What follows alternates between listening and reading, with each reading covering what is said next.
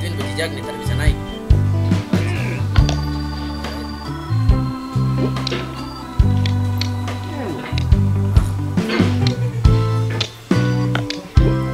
Edwin, kamu lihat sesuatu Edwin? Lihat ini.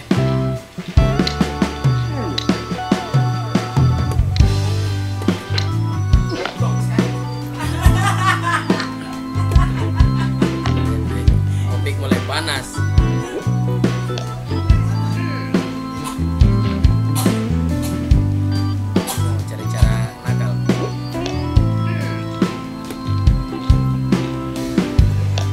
There's no feeling more intense than starting over. If you deleted your homework the day before it was due, as I have, or if you left your wallet at home and you have to go back after spending an hour in the car. If you won some money in the casino, you put all your winnings on red and it came up black. If you got your best shirt dry cleaned before a wedding and then immediately dropped it through. If you won an argument with a friend and then later discovered that they just returned to their original form.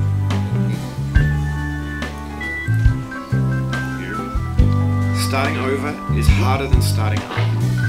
If you're not ready for that, like if you've already had a bad day, then what you're about to go through might be too much. Feel free to go away and come back.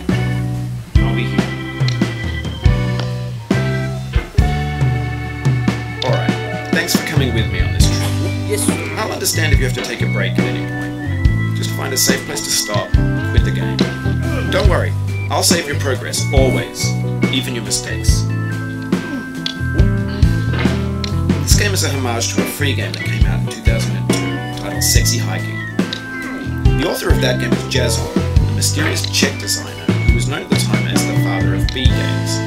And B games are rough assemblages of found objects. Designers slap them together very quickly and freely, and they're often too rough and unfriendly to gain much of a following. More for the joy of building them than as polished products. In a certain way, Sexy Hiking is the perfect embodiment of a B game. It's built almost entirely out of found and recycled parts, and it's one of the most unusual and unfriendly games of its time. In it, your task is simply to drag yourself up a mountain with a hammer. And that act of climbing, in the digital world or in real life, has certain essential properties that give the game its flavour. No amount of forward progress is guaranteed. Some cliffs are too sheer or too slippery. And the player is constantly, unremittingly in danger of falling and losing everything. Anyway, when you start Sexy Hiking, you're standing next to this dead tree that blocks the way to the entire rest of the game.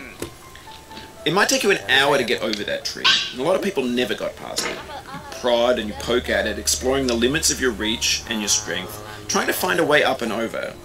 And there's a sense of truth in that lack of compromise.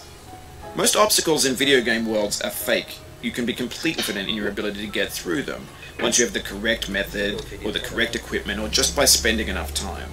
In that sense, every pixelated obstacle in Sexy Hiking is real.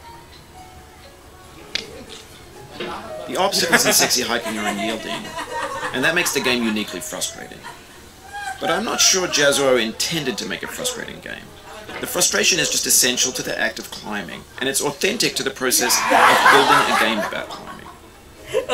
A funny thing happened to me as I was building this game. I'd have an idea for a new obstacle, and I'd build it, test it, and it would usually turn out to be unreasonably hard. But I couldn't bring myself to make it easier. It already felt like my inability to get past the new obstacle was my fault, as a player rather than as a builder. Imaginary mountains build themselves from our efforts to climb them, and it's our repeated attempts to reach the summit that turns those mountains into something real. When you're building a video game world, you're building with ideas, and that can be like working with quickset cement. You mold your ideas into a certain shape that can be played with, and in the process of playing with them, they begin to harden and set until they're immutable, like rock. And at that point, you can't change the world. Not without breaking it into pieces and starting fresh with new ideas.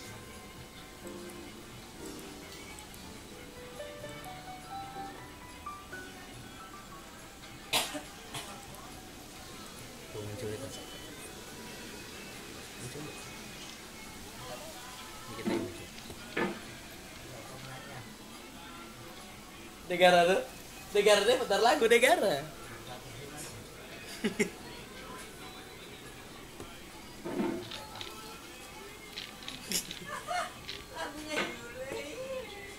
Opik tergara.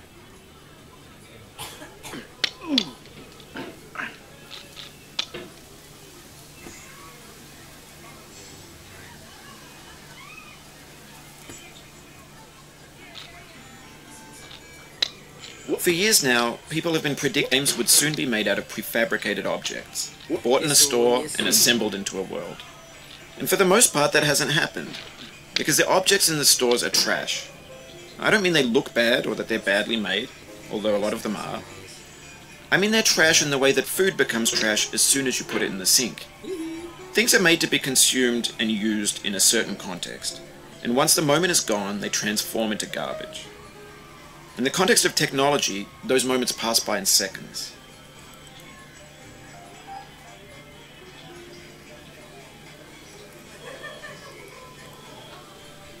Di sana udah muncul.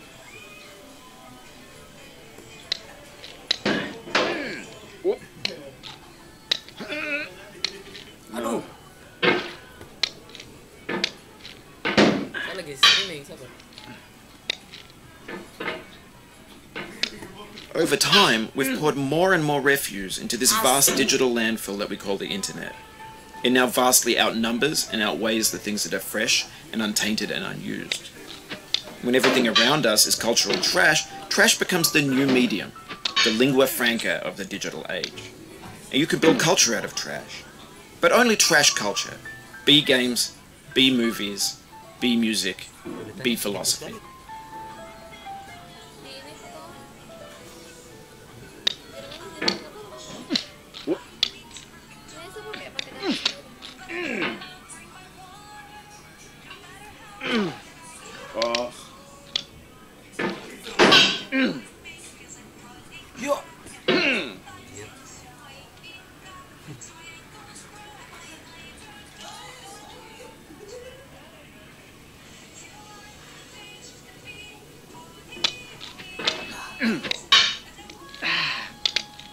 Oh. Damn.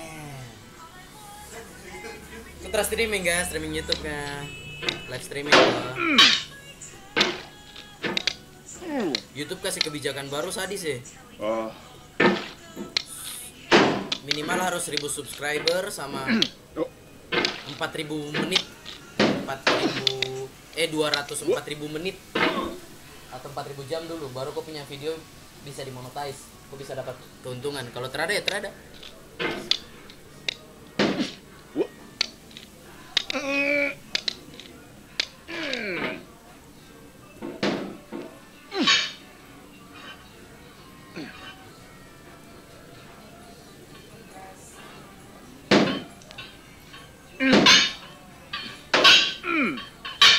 Maybe this is what digital culture is. A monstrous mountain of trash, the ash heap of creativity's fountain. A landfill with everything we ever thought of in it. Grand, infinite, and unsorted.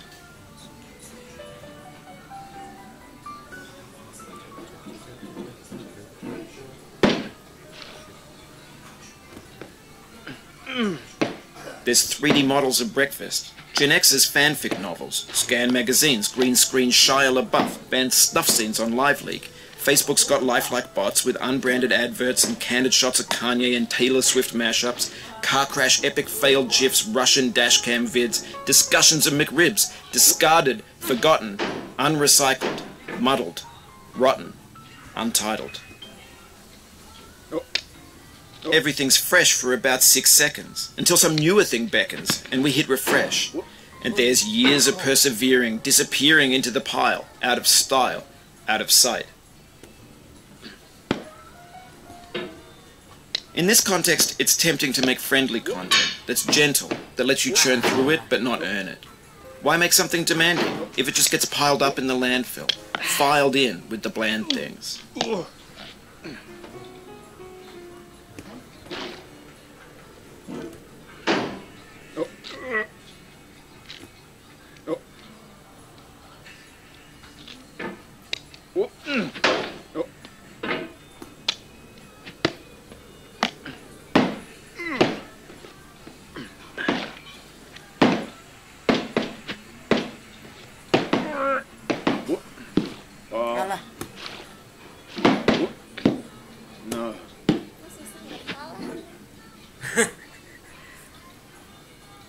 kau masih di situ.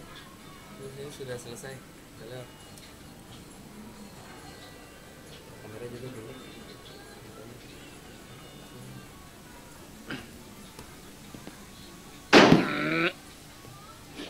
Terus mau memberikan apa?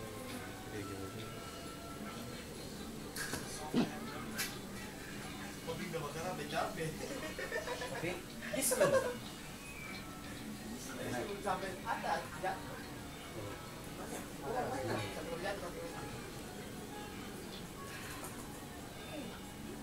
Kali jatuh sih cantik amat.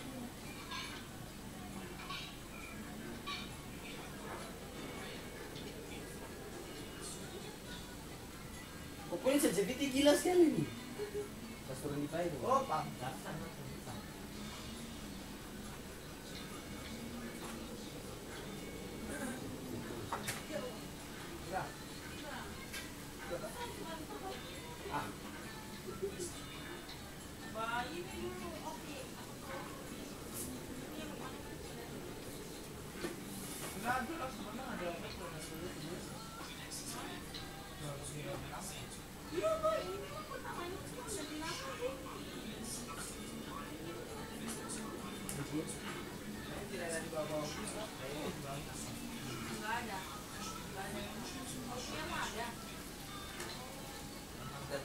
Apa nih?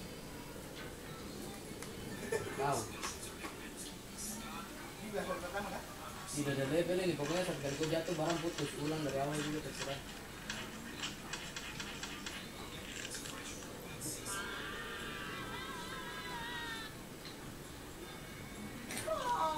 Jauh pelan.